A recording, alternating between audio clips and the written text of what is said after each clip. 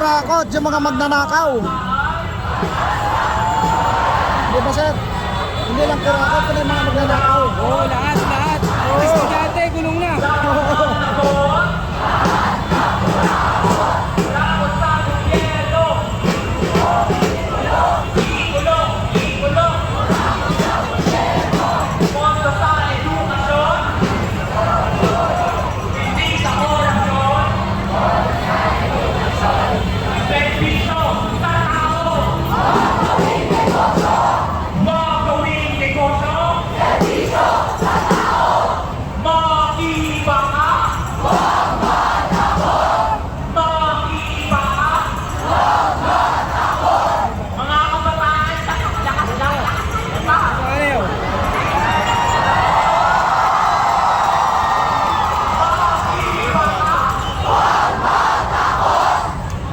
Sigaw ng mga kabataan. Yan, suportahan natin ang mga kabataan, pag-asa ng taong bayan. Estudyante yung matatalino. Oo, ito yung panawagan ni Congressman Kiko Barsaga. Yan. Kiko. Lumabas ang mga agency. Mga bobo yung mga nakaupo. Oo. Siya lang ang congressman na nanindigan para sa bayan. Linis ng doon, oh. Walang damaan.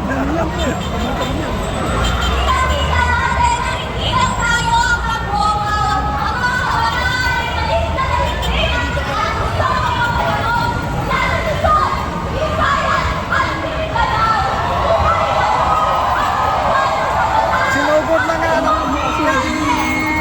kung Kiko yung bahay ng mga buhaya sa Dasma. Oo, tama yun, tama. At saka sa Forbes, galit na galit sila.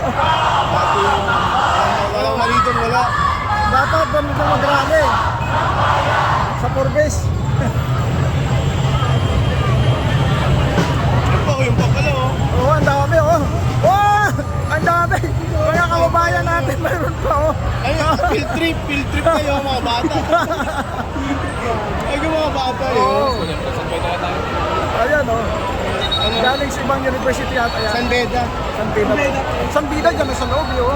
Ayan.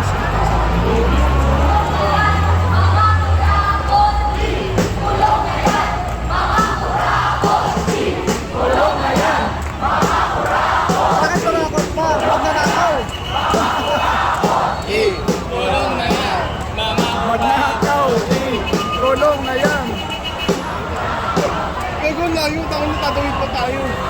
Ito na lang. Ayan po mga kababayan natin, oh.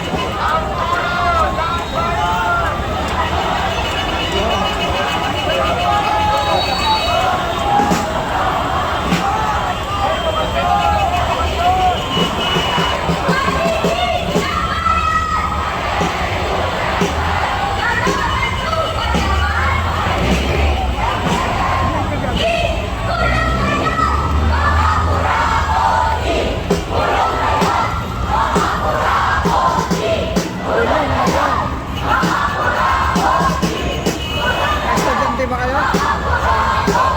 Ubel tag yan, eh. Ha? Ubel tag yan. Ito guys, yung iba dito galing pa ng top yan eh. UP top. Dumaan ng buwan, nagsama-sama ng Binasal. University. Ayan po mga naman natin kababayan. Ayan oh, marami pa oh. Oo, naglalakad oh.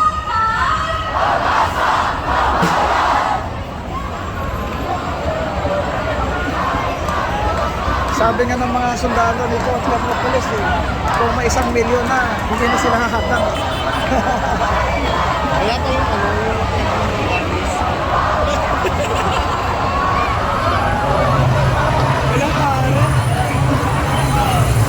Ayan mga kababayan, suportahan natin yung mga estudyante nandito ngayon sa Pinjula. Makikita nyo, napakarami na.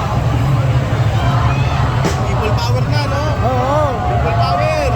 1 milyon na nga daw, sobrang higit 1 milyon. Pabayaan na daw nila eh. Oo, para matapos na yung ano. Sakit daw sa ulo.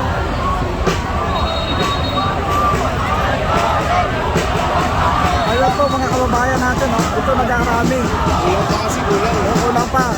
Pag 1 milyon na yan, nagsama-sama. Yan, oh, dami pa pa. May mga parating pa, oh.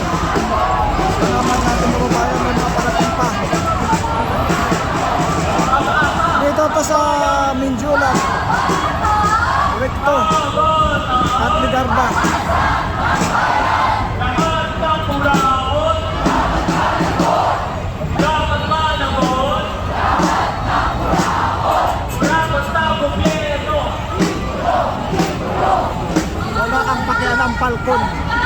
Alam ko, pro Marcos ka.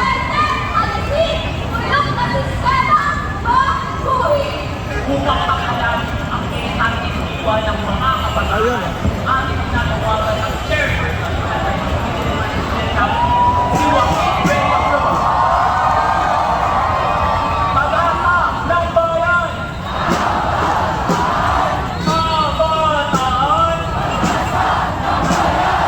Mga kabataan, muli natin ikaw kung ano tayo. Kabataan! Pag-asa ng bayan! Ngayon, paninindigan mo ng sigaw ng mga kabataan galit sa mga ulan! Marinig na.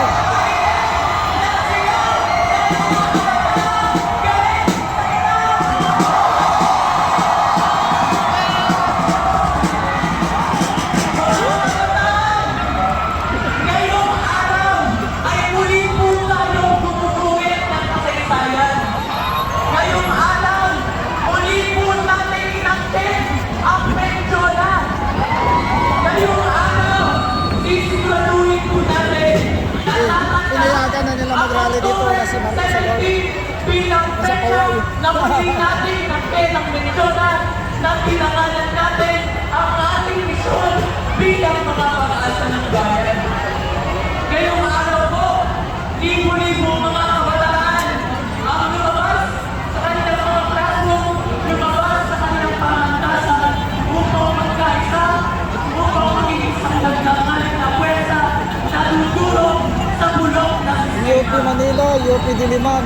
Ngayon po, tawagin po natin Yes. ang mga kabataan na Coming nandito. from here, Nandito po ba ang mga tagapagpunan? Dilasal Binil, Perpetual University of Las Piñas, PU, PUP. Yes, Adamson. Siyempre, hindi magpapatalo ang mga taga-Intramuros. Ayun! Parinig po ang boses ng mga taga. Ayun po mga kababayan natin. Bakit nga ba tumitigas sa mga kabataan? Higit 2 buwan na po ang nakalipas noon na suliwanag ang issue ng korupsyon, ang issue ng flood control project sa DPWH. Pero po, nung nagsimula ang laban na ito, Even ang UDM. mga kabataan ang nasa harap ng Yes, State University by the City of Manila. Tama po Almost ba? all of the Manila. Yes, Manila. Yes, tama.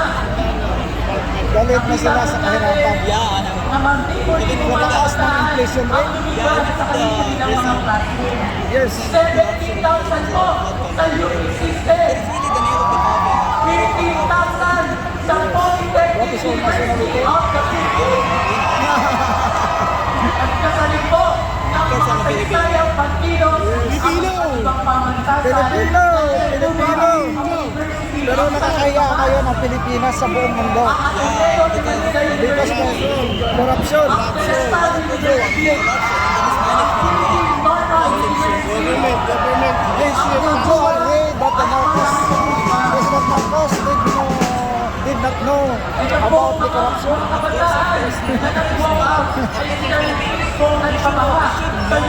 Yes, the president. They have a intelligence fund for billion. Even if you say that he doesn't know, it is still wrong that he doesn't know about it. He knows everything. Yeah. What happened? Because they have the corruption in the DPWH. This is the branch of executive. No? This is the alter ego of the president. This Secretary Manuel Bonoan is the alter ego of the president. Sila ang number one beneficiary ng mga mula tama ba? They are getting a mockery government. This crazy government. And intelligent ones, tama po ba? Magaganito pa ba ng mga estudyante kung magandang palakad? Ay handang baguhin ang bulok na sistema ng korupsyon. yung libreng paaral sa Korea ng State University, pinakuha sa budget. Pinadala sa flood control. Kaya ganito yung Vice Presidente. Babawiin po natin ang kapangyarihan mula sa aming Estado at hindi tayo pipigil sa kumilos hanggang hindi natin All pinabawi State University, they have a minus fund. ng mga kabataan. Tama po ba? Pero mayroon nila nakaw. Pag-asa ng bayan. Kabataan. Polytechnic University of the Philippines. Presidente, walang pinag-iba. Parehong tuna, diktador pasista. DPWH. Korap. Ang tao, ang bayan. Ngayon ay lumalaban.